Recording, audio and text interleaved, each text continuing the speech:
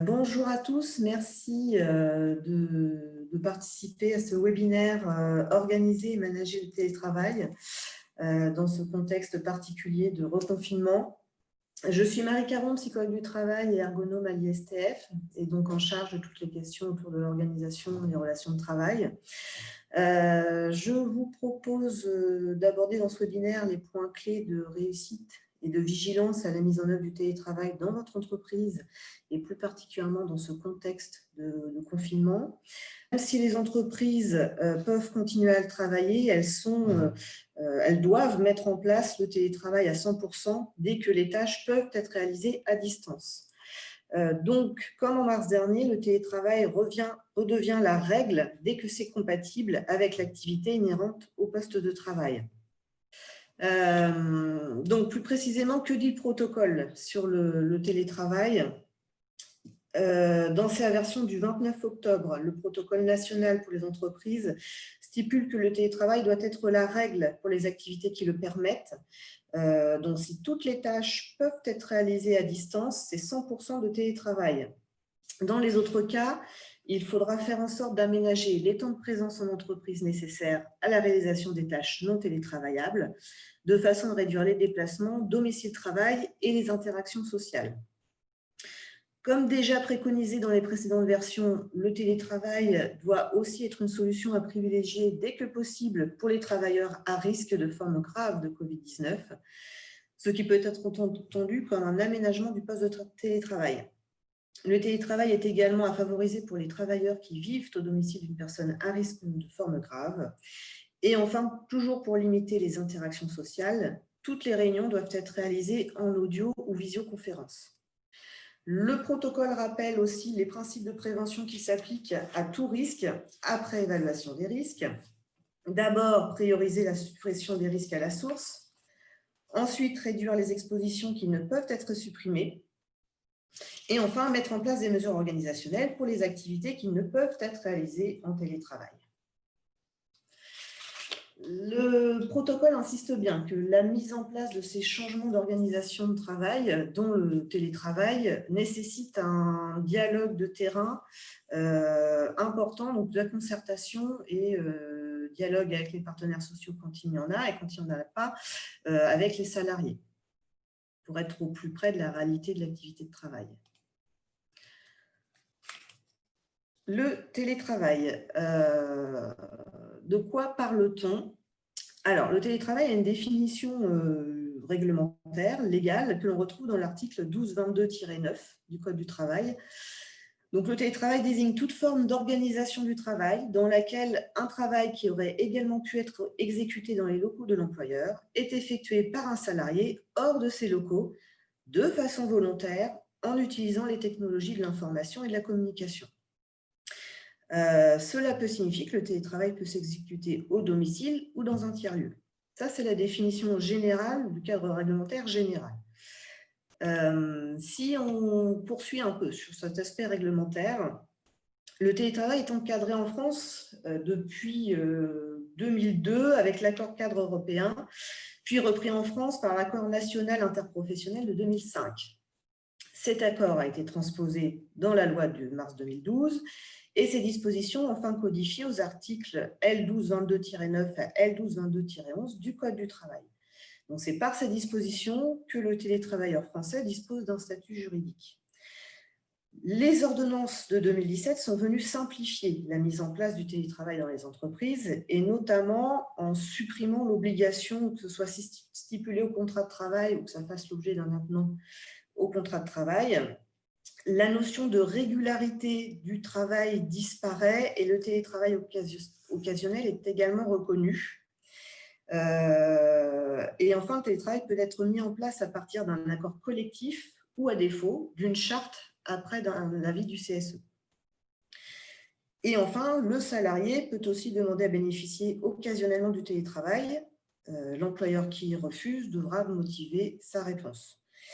De même, sur le plan réglementaire, depuis 2016, avec la mise en place et la démocratisation du télétravail, l'employeur doit aussi garantir le droit à la déconnexion pour éviter une trop grosse porosité sur la vie privée et la surcharge mentale.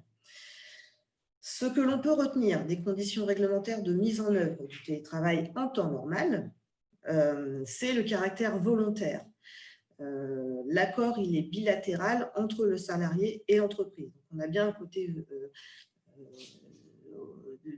volontariat du salarié est réversible, c'est-à-dire que ce n'est pas inscrit dans le marbre et il est tout à fait possible de revenir en arrière sur la mise en œuvre du télétravail.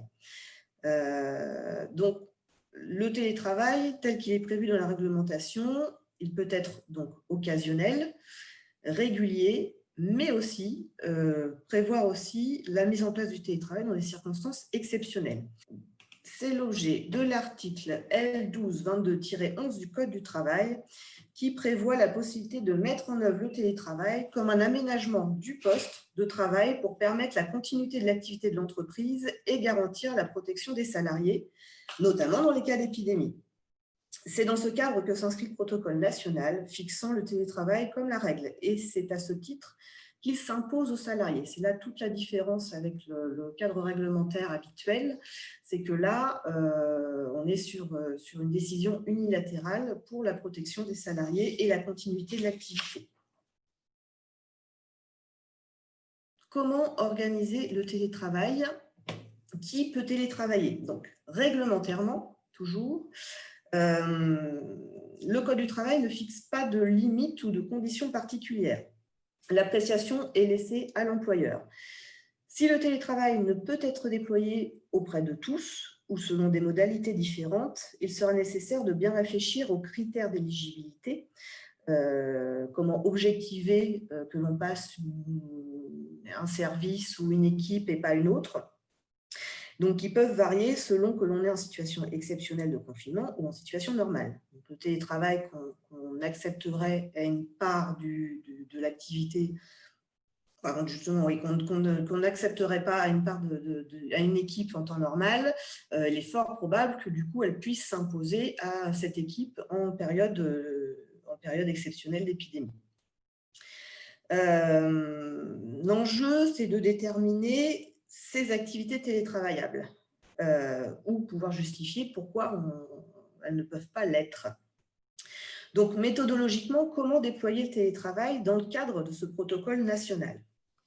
Alors, vous pouvez peut-être vous aider visuellement sous forme de tableau, de lister chaque métier, poste ou fonction et de lister les principales activités ou tâches réalisées. En face de celles-ci, repérer celles qui ne peuvent pas être réalisées en télétravail, en tout cas qui ne peuvent être réalisées qu'en présentiel à ce jour. Et peut-être se poser la question à chaque fois, est-ce possible de les faire évoluer à moyen ou long terme pour les réaliser à distance, peut-être par l'achat de logiciels spécifiques, ou sinon, quelle possibilité de les regrouper temporellement pour limiter les déplacements. Peut-être revoir une redistribution entre les salariés selon les jours où éventuellement vous aurez des salariés présents. Donc voilà, toute une question à avoir sur les tâches qui ne peuvent pas être mises en télétravail. Et donc lister ensuite les activités pouvant être réalisées à distance, y compris les tâches non urgentes, mais qui pourraient aisément être réalisées en télétravail, et donner l'opportunité d'avancer sur ces tâches qui sont souvent mises de côté habituellement. Repérer pour chacune d'entre elles les difficultés ou freins à la réalisation en télétravail et identifier les moyens et conditions de mise en œuvre sur le plan technique, sur le plan organisationnel, de la planification, de la communication, etc. Donc ça peut être votre plan de route sur la mise en place du télétravail. Éventuellement aussi, si vous voulez faire un petit tableau comme ça de votre plan de route, vous avez le repérage des difficultés et des freins. Ce qui peut être aussi intéressant, c'est d'ores et déjà identifier les opportunités et les avantages à télétravailler sur certaines de ces tâches. Ce qui peut peut-être permettre de se projeter sur profiter de cette expérience contrainte comme un moyen d'expérimenter le télétravail et d'en tirer les leçons pour la suite, pour l'avenir. Donc, comment organiser ce télétravail? Une fois qu'on en a identifié qui pouvait télétravailler et sur quoi, quelles tâches, reste à organiser et manager ce travail à distance. Donc, on peut identifier 4 grandes dimensions à prendre en compte pour assurer la bonne mise en œuvre du télétravail dans un souci d'efficacité et de protection des salariés. D'abord, sur le plan matériel et des outils numériques, ce qui paraît, je dirais, le plus facile à identifier dans un premier temps, c'est déjà réfléchir à la possibilité pour le salarié d'aménager un espace de travail et d'être installé correctement chez lui pour réaliser le travail. Donc, de quoi il a besoin en termes de matériel? Est-ce qu'il est lui-même équipé à son domicile? Est-ce qu'il faut qu'il emmène du matériel de l'entreprise chez lui? Lui rappeler qu'il a besoin de prévoir un espace dédié au domicile. Peut-être, le cas échéant, donner des conseils et sensibiliser les salariés à l'installation du poste et les principes de prévention liés au travail sur écran. On peut aussi vous accompagner sur ces phases d'information. Ça peut être toujours sur à quoi penser, quoi prévoir. C'est l'accès au serveur et la sécurisation des données éventuellement. Rappeler les consignes aux salariés sur l'accès au matériel informatique, d'être vigilant. Faire le point sur les outils collaboratifs existants ou à mettre en place. Être vigilant à peut-être en plus des mails, de prévoir des systèmes de messagerie instantanée, tout ce qui peut faciliter la communication facile, directe entre les collaborateurs, tout en rappelant le droit à la déconnexion. Est-ce qu'il faut prévoir des logiciels spécifiques? Quid du standard et du transfert des appels? Techniquement, est-ce que c'est possible? Est-ce qu'il faut doter les personnes de lignes directes? Et puis, s'assurer auprès des salariés qu'ils aient une connexion Internet et un débit suffisant. Ça paraît effectivement déjà la base. Donc, tout un tas de questions comme ça sur l'équipement. Peut-être aussi, puisqu'on a parlé des systèmes de visioconférence, est-ce qu'il est nécessaire de doter le salarié de casque, micro, webcam? Et puis, ça peut être aussi les questions autour de la maîtrise des outils numériques. Est-ce qu'il est nécessaire de prévoir une formation préalable ou en tout cas tenir compte d'un temps de prise en main sur l'efficacité et la charge de travail?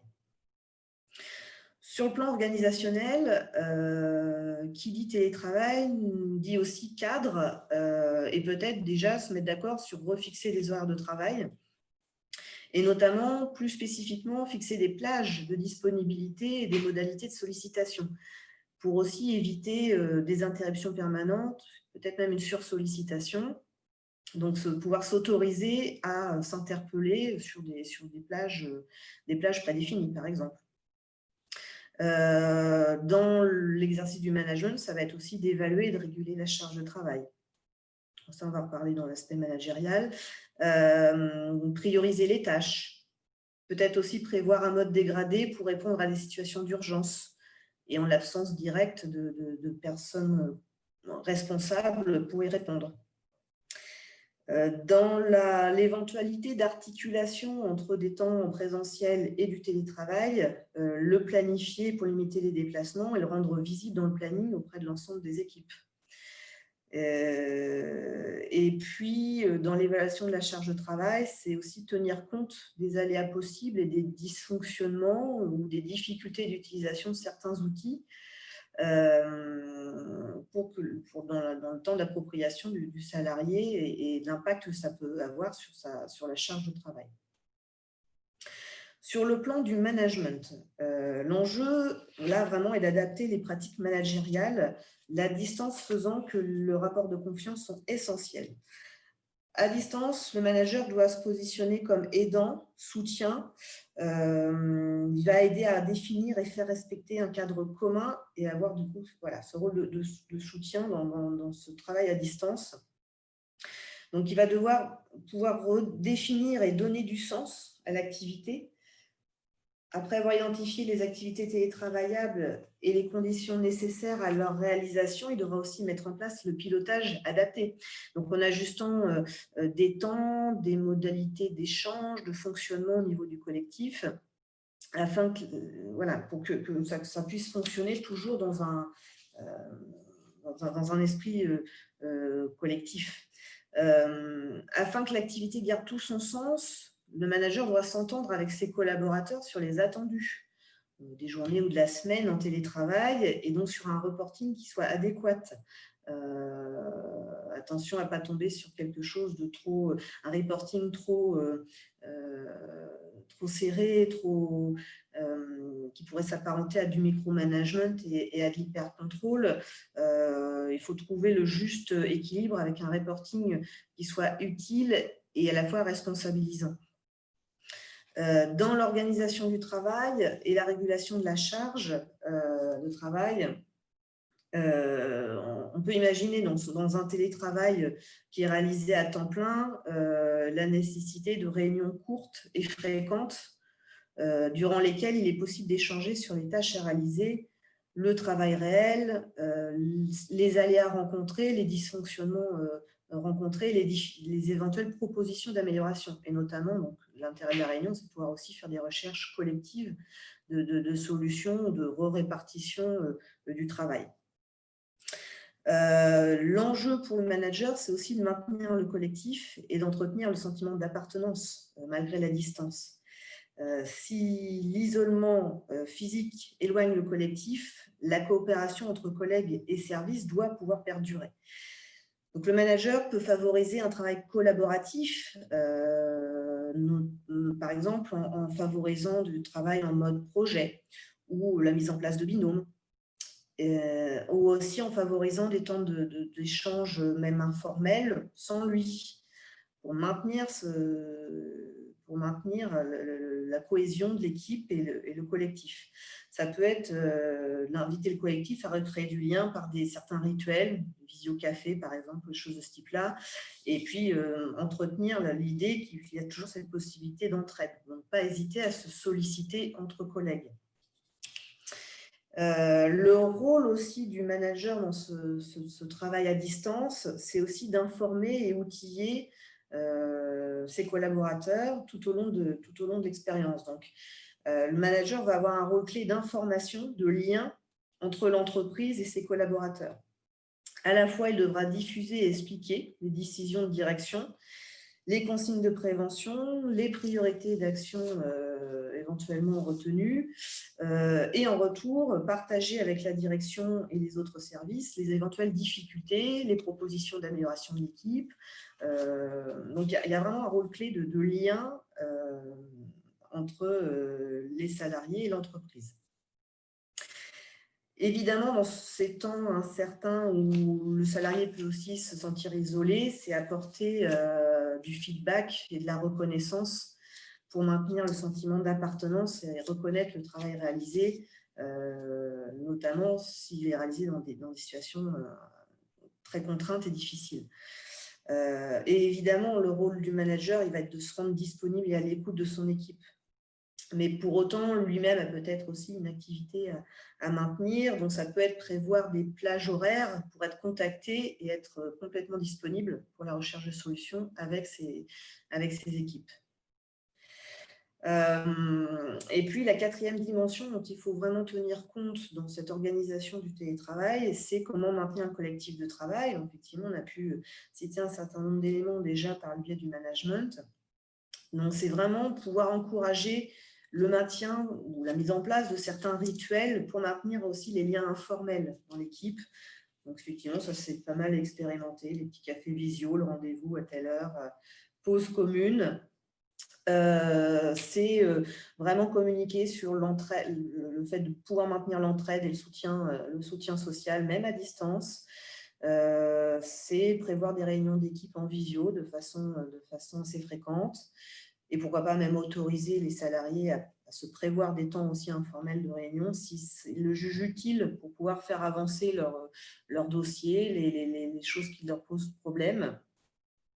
Et effectivement, le point de vigilance, c'est l'isolement et faire attention à maintenir la visibilité des télétravailleurs, notamment vis-à-vis du personnel qui est en présentiel. Donc, savoir un peu qui est en télétravail ce jour-là, est-ce qu'il est disponible, à quelle heure on peut le contacter, voilà, toujours rendre visible l'activité du télétravailleur.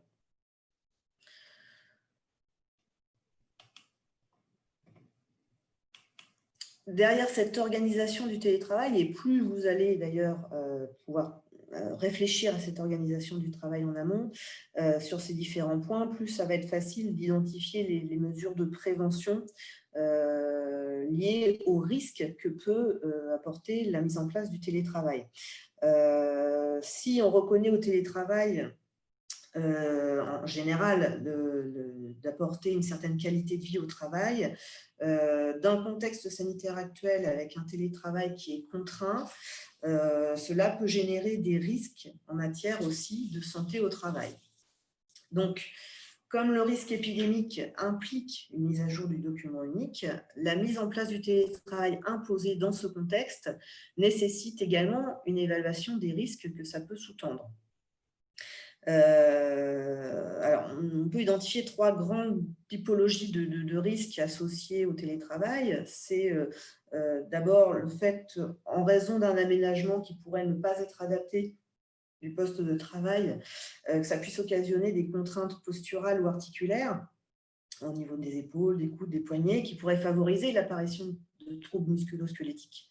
Donc c'est pour ça que c'est important de se questionner sur les moyens techniques et les possibilités d'aménagement sur les déclarations du salarié, dans quelle mesure il peut arriver à aménager son espace de travail et quels conseils on peut lui donner pour l'aménager au mieux, éventuellement récupérer du matériel, pourquoi pas le siège du bureau, pour être mieux installé.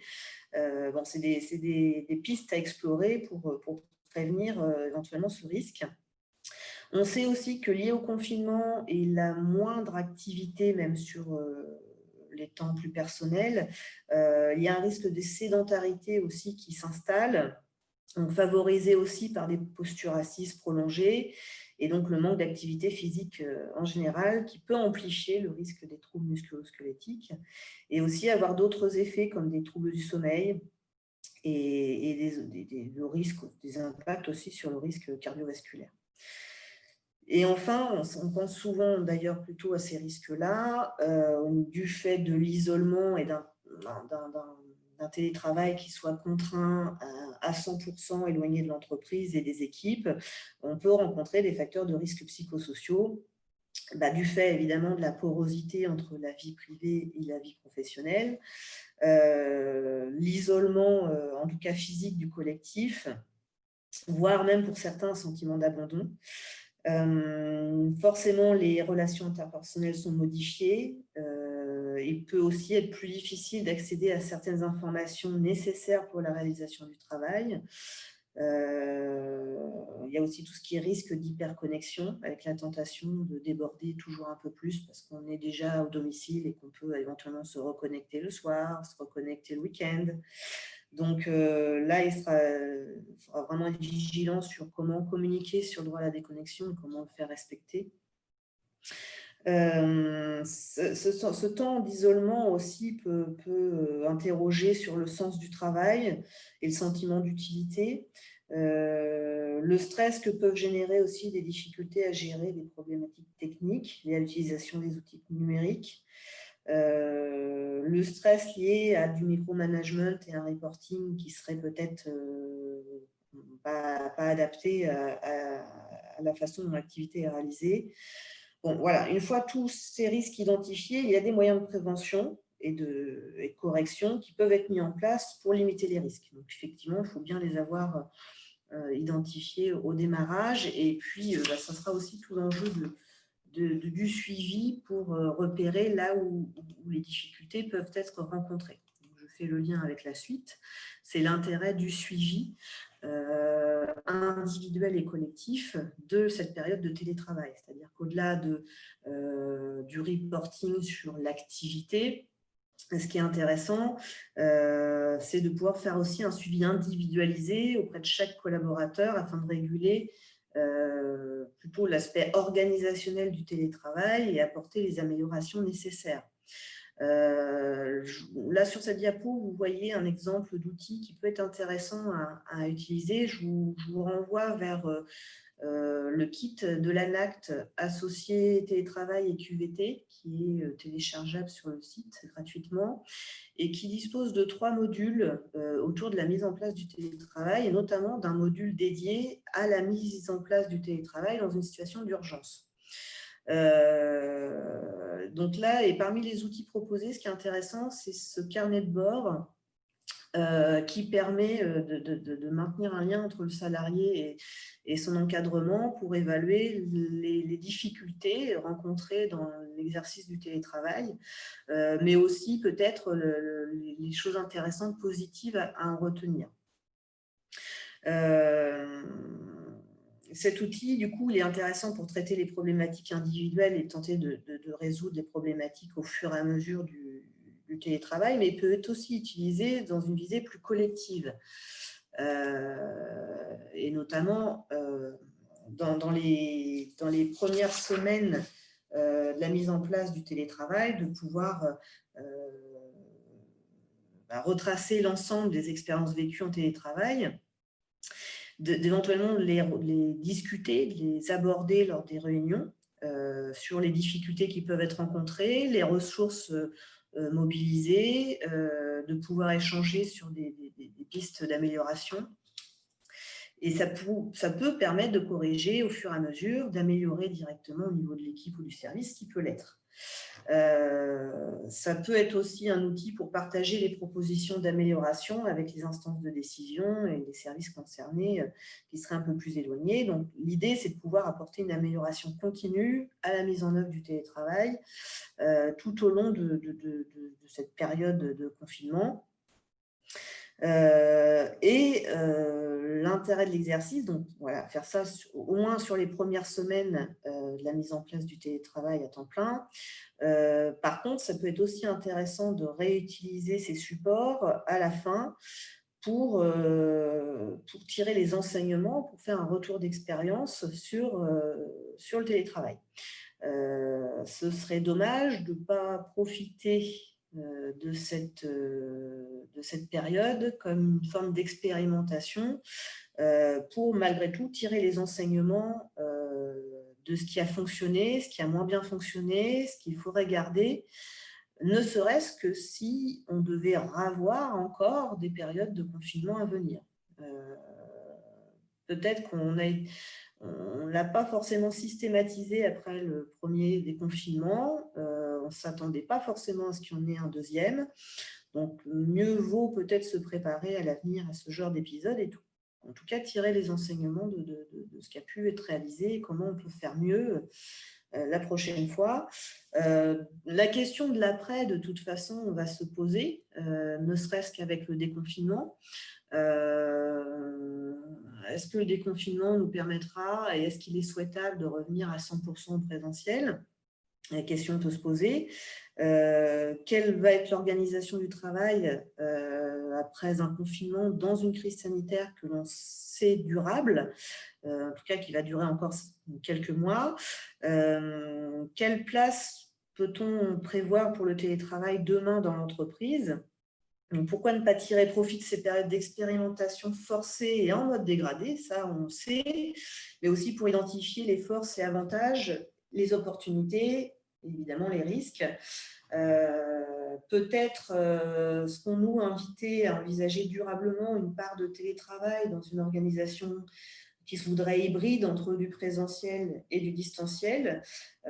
Si je pose la question, c'est parce que dans le précédent protocole sanitaire du 16 octobre, les entreprises étaient invitées à négocier sur un nombre de jours minimal de télétravail par semaine. Donc, on peut s'attendre à ce qu'il faille réfléchir à l'intégration du télétravail dans l'organisation de l'entreprise. Alors, pas forcément à temps plein, justement pour la suite, mais comment l'intégrer de façon à ce que ça puisse être pertinent et maintenir une performance dans l'entreprise tout en préservant la santé des salariés. Sachez aussi vous pouvez aussi nous contacter directement. Hein. Notre rôle, c'est de vous conseiller et de vous accompagner dans la mise en place aussi de ces formes d'organisation de travail. Donc, soit en vous rapprochant de votre équipe santé et de demander si vous pouvez être accompagné sur ces questions-là. Vous avez aussi des formulaires de contact sur le site internet et sur le portail, me semble-t-il, pour aussi être contacté si vous avez des questions plus précises et vous souhaitez être accompagné par rapport à cette expérience dans votre entreprise.